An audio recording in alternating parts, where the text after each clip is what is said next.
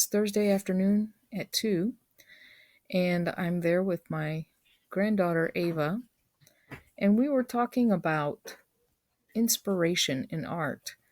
So, the week before, 2 weeks before, we did the sunflower painting that I'm showing on the table, and we used inspiration from Van Gogh's sunflowers and Van Gogh's painting Starry Night to create this. I also watched a person on YouTube. Her name is Cinnamon Cooney. So now this painting, today I'm going to show you a new process that I've been using for this past year.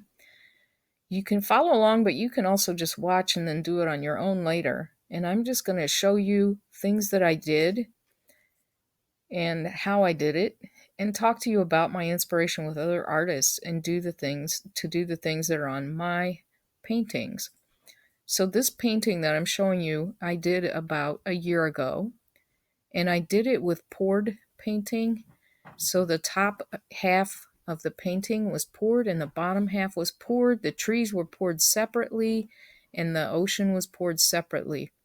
This is a picture of some art installations that were done by Andy Goldsworthy. And he's an artist that's a Scottish artist, and he travels all over the world doing nature installations. And that just means that he arranges natural items in the in nature. So when we went to the Presidio in San Francisco, he had some installations there. One was just a huge path through the woods, but these are more pictures of the installations that he's done in nature. And basically, it's just leaves, and he uses a lot of radial symmetry, which means that it's like a circle or a wheel of a bicycle. And he puts leaves, rocks, twigs, whatever he finds in nature, he puts together and makes these installations. And so he's one person that I've been very interested in watching because he does these things out in nature. And the only evidence he has of them afterward is his photographs, because he takes pictures and then he lets nature take care of it. And so this painting is my very favorite that I've ever, I think, ever done. And it started as a happy accident. But this painting, I had watched artists on YouTube who poured paint, and I've always been inspired by natural landscapes and that kind of thing. So on this painting, I poured the top and I poured the bottom. And then if you can see that river and the rocks and things like that are going through there, I added those on later. And it all started with that rock that's right in the middle, because when I got the canvas, it was actually torn on the back. I don't know if I'm going to show you here or not, but it was torn on the back, and I glued that one rock, and that just started up. Oh yeah, there I'm showing you. There's where it was torn. Sometimes these canvases come. So I was going to throw it away, and I thought, no, I'm just going to do some experimenting on this thing. And so I glued that one rock in the middle, right where the tear was, and that's when all that other started. On this one, I poured those trees on a separate piece of plastic, and you can see they actually hang down below the canvas. And so these are the things that I have been doing, and I just wanted to show you how I did it. So first I take plastic, and this plastic that I'm showing you here is just the plastic that's left when I laminate things at school. I actually cut off those edges and reuse. So I guess being aware of the earth a little bit, because otherwise they would all end up in the garbage can, right? So then I take paper cups and my paint. And this is acrylic paint that I have mixed with, there's about a fourth of the bottle that's acrylic paint. And then I put in Floetrol and water. So I would fill about 2/3 of the bottle with Floetrol and a little bit of water to top it off. And the consistency you can see is about like, oh, maybe ketchup or mustard, maybe just a little bit more diluted. But I take these different colors and I mix them in the bottle and then I squirt them in a cup. And as you can see in there, it just looks like a big old mess of paint. And I'm squirting these colors because I'm going to put water on that plastic. So I squirted these different colors of blue into the cup, a little bit of dark blue. So if you look in that cup, it's just all those different colors of blue and literally just squirt it in the cup. And then I take that cup and I dump the paint on that plastic. You can dump the paint right on your canvas, or you can dump it on paper and it will dry. But I take that paint and I pour it. And when it's a river, I kind of just do stripes, like striation kind of thing. And when I pour it on the plastic, the cool thing about the plastic is I can manipulate that plastic any way I want to move that paint around until it looks like I want it to look. So there's the beginning of a river. And I move it. Look at Ava, she's really interested in that process. And as I move it around, it kind of gets marbled. If you move it too much, it just turns into mud. So you have to be aware of when it's time to stop.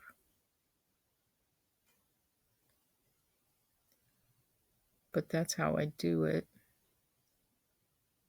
But yep, pouring the paint on there, tipping it around, and that's going to be my water.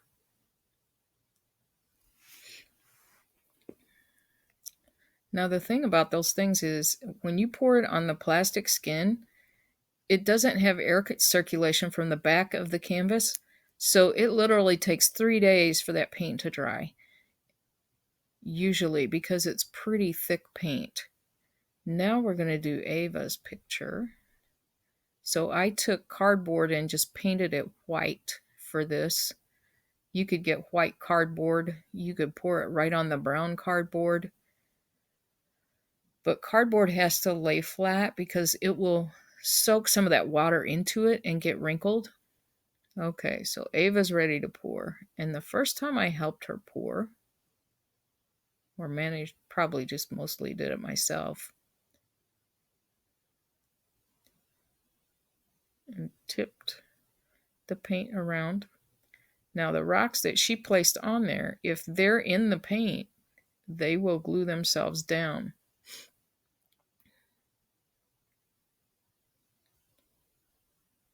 Another thing that you can do with the paint is you can blow that paint and it makes different designs. So Ava helped me blow some of the paint, and it also thins it out a little bit so it'll dry faster. Sometimes the blowing of the paint makes it look a little more like water than if you didn't blow the paint. No, maybe not. Okay, and now this one's going to be just for Ava. Ava's going to do her own pouring, I believe.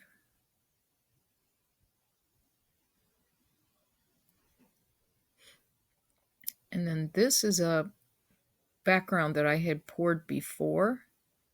So I had poured the darker colors on the bottom and the bluish colors at the top. And it has been drying for quite some time.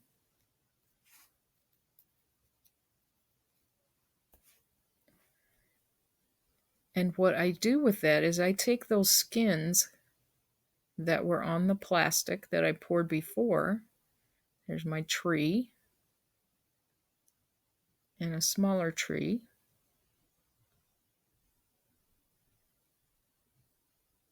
and I just put them on the canvas wherever I want them. If they come off the edge like that, I can either cut them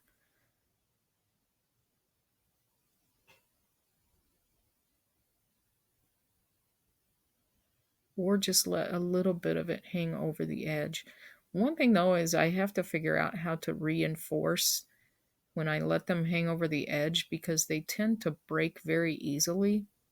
So I need to um, really work on that to figure out how to make those last longer and stay nice without.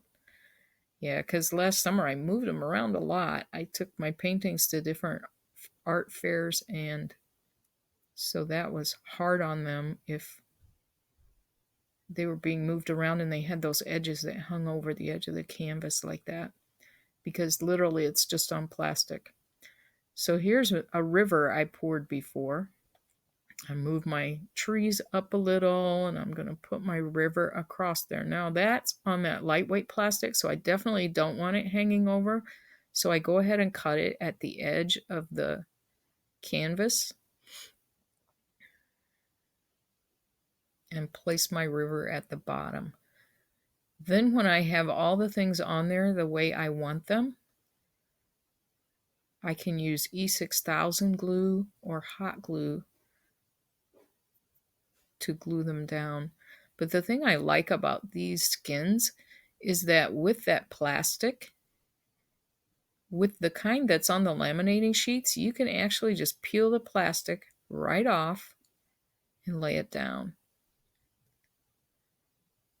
And then the issues with that is the little pieces of paint that are thin and go off to the side then get a little more fragile. And so sometimes I just leave that plastic on the back. Sometimes I'll take the paint off the plastic, and sometimes I'll leave it on the back. There's two kinds of plastic I work with. One of those plastics comes from the kind of plastic that's on the backs of the canvases I buy in bulk from Michael's. And that one you can't peel the paint off. It's on there. But when I have all the other things where I want them, then I can take rocks and I can take shells and I can arrange those how I want them on the canvas. And just like with the skins, I can glue them down with hot glue when I have them where I want them.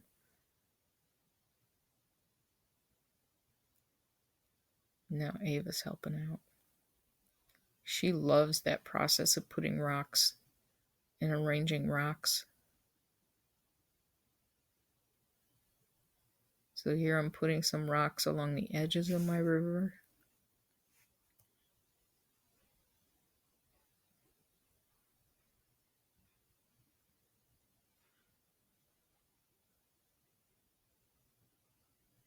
And Ava's helping me out.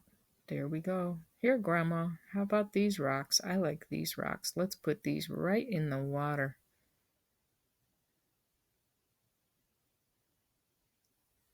And then I can take the glue gun and I can glue on the back of whatever I want to stay.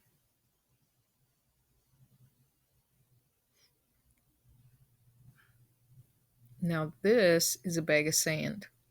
And I use that sand to add texture, especially if I'm doing a beach or something like that. I can take that sand and just put glue or paint on the canvas and sprinkle the sand in it, and it will dry with the sand in there and give it that texture. And so that was how that picture ended up.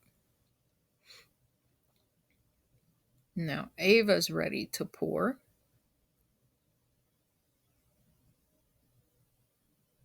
And I'm going to show you my beach painting and talk to you a little bit about how I did that one.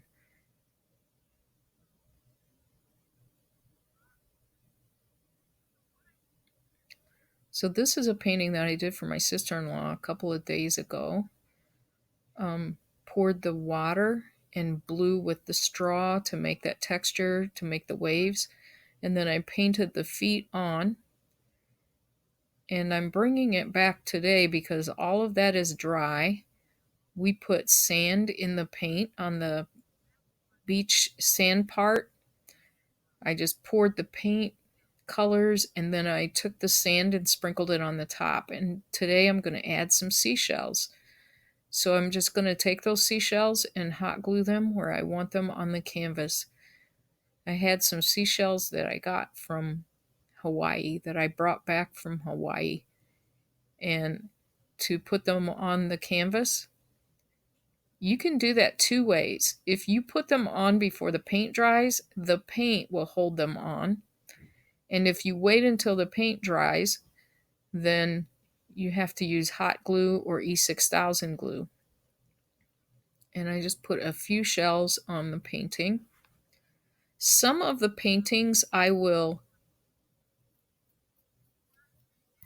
add resin to the top, and that just makes the whole thing shiny and coated. It's always a good idea to put varnish on a painting if you really like how it looks. And you can buy spray varnish, so you can spray paint varnish on top. But I just put the seashells. The only other thing that I did to this painting was right where the water meets the sand, I painted in with white some foam that came over on the water, and then I went back in and painted some shadows at the edge.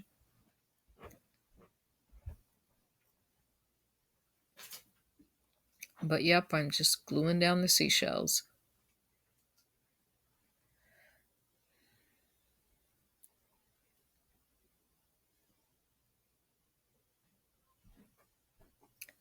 And now I'm going to move that one to the side.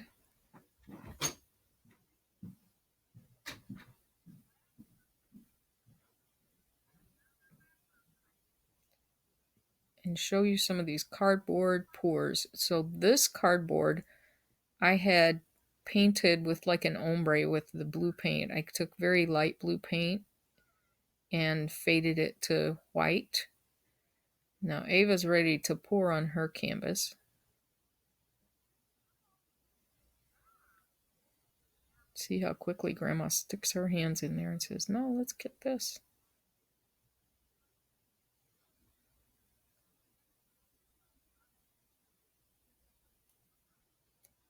And with the cardboard that she has, I had just painted that phthalo green with a little bit of white in it a couple of days before so that it was totally dry. And then we poured the paint on top.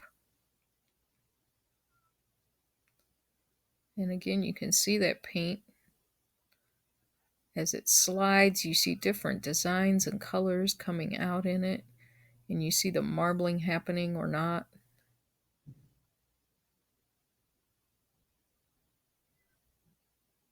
And I'm still going to have to ask Ava if she wants that to be water or sky. I think I asked her and she said, "That's water.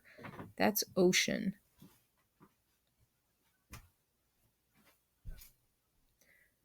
There you can see some of the details in the marbling and the cells coming through a little bit. The cells are going to come through more if you add a couple of drops of silicone to your paint when it's in the cup. I don't do that very much because when you add the silicone to the paint, then when the paint dries, you have to clean that oil off there very thoroughly before you put a finish on.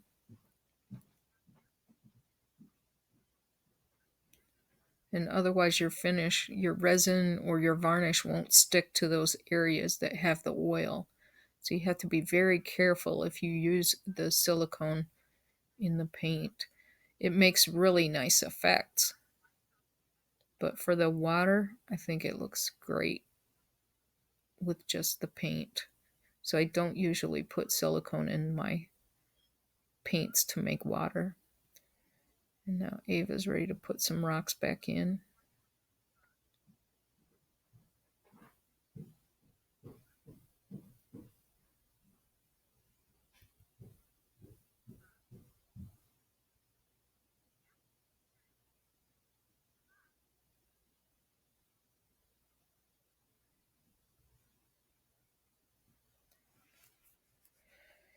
Here, Ava, more rocks, because she put a lot of her rocks on the other painting.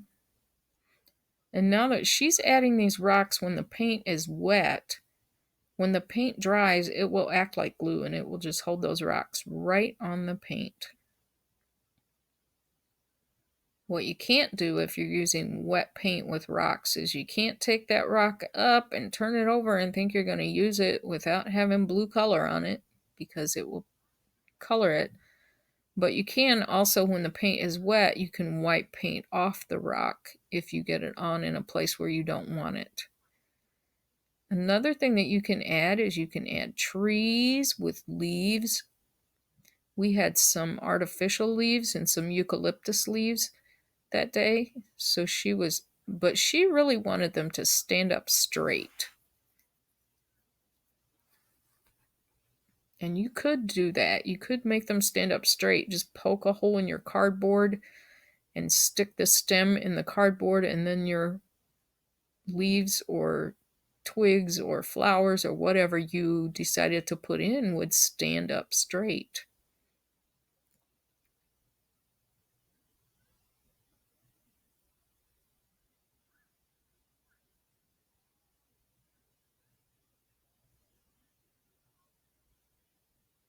Here's my daughter Jessica, Ava's mama, helping me from the other side. Here, Mom, try this one. So Ava loves putting rocks on.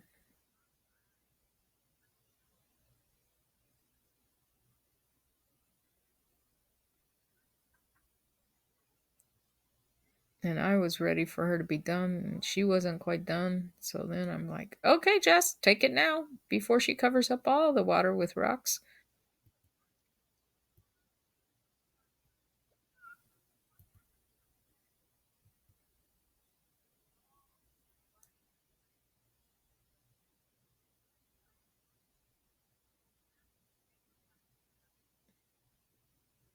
There you can see my Costco boxes.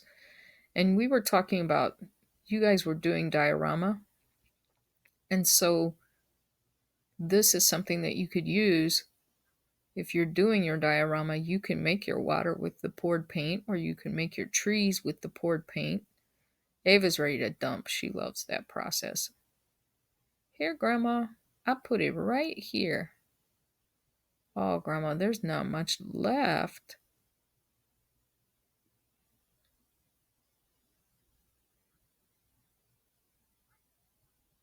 So we decided to put more paint in there.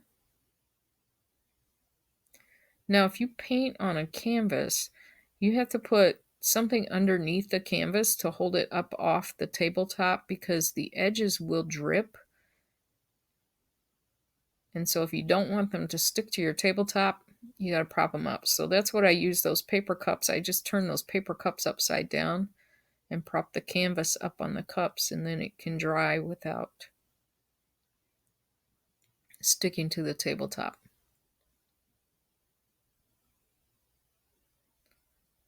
Okay, there you go, Ava. Let's move it around a little bit.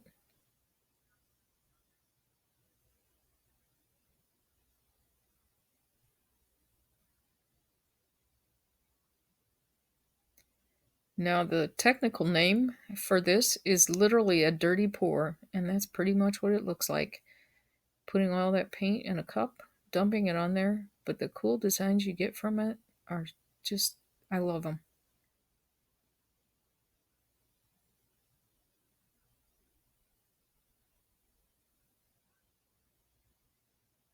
See those different colors coming through, and I like how they look when they stretch out. Now, since I poured this one straight on the cardboard, that cardboard is going to warp a little bit. So after the paint dries, you have to put a heavy book on top of it if you want it to be flat again. She said, Grandma, I want to see it drip on the table. So we turned it vertical. She likes how that looks when the paint runs on the table. And there's the close-up. Okay, Ava. What are you going to add?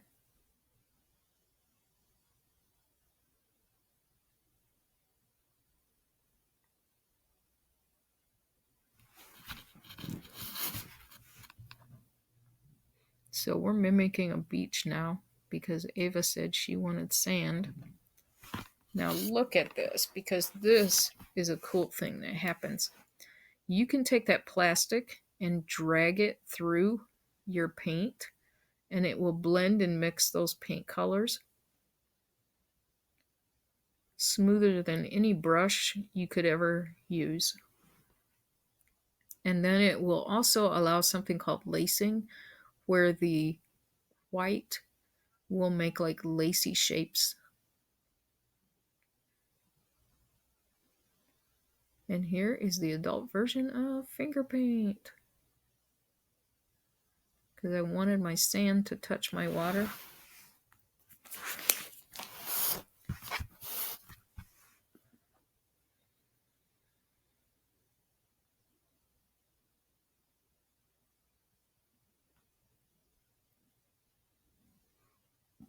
And now we're going to blow.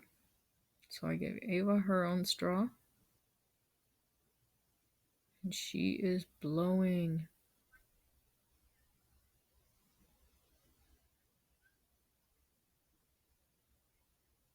Now this is how I do the sand. So I just literally put sand right on top of the paint that I used for the sand. Sprinkle it on with my fingers.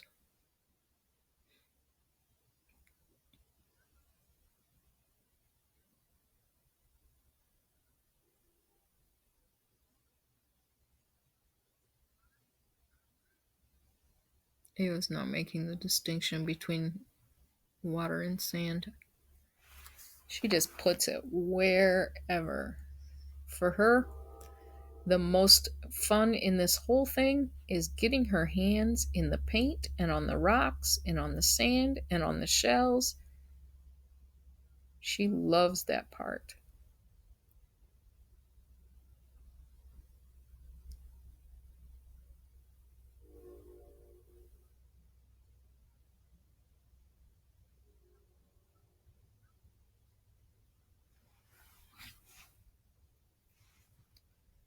And there we took some glitter.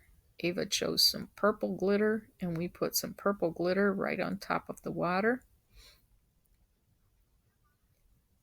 On some of my paintings, I've put like yellow or brown glitter on the sand. And here's our last piece. So this is the one that I did with the ombre paint. I painted from dark blue and then just kept integrating more white. I think I put a lot of white at the one end and then just drug it up and across. And so Ava said, that's the sky. We're going to put sand at the bottom. And she was using this little tube to make circles on the canvas. And there we did the drag it across, drag the plastic across so we can get the sand or the ground look. And then you can pick it up, put it down, drag it across again. And it just makes that smooth blend of whatever colors you had there.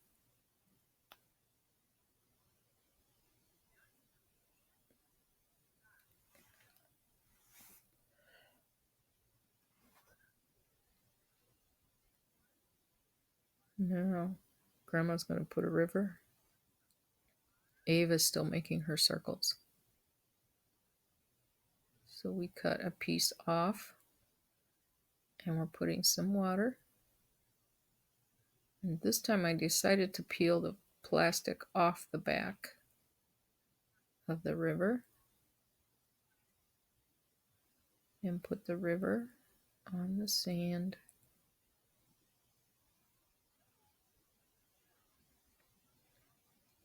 Here you go, Jess.